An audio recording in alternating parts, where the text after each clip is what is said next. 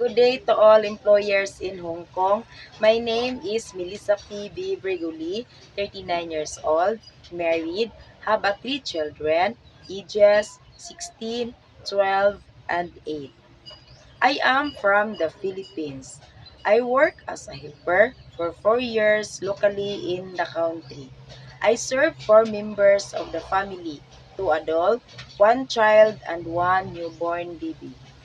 My main duties are doing household chores like cleaning the house, ironing, washing dishes, cooking, taking care of children, and marketing. I am passionate, determined, eager to learn, honest, trustworthy, and hardworking. Ma'am and sir, please give me a chance to work with your family.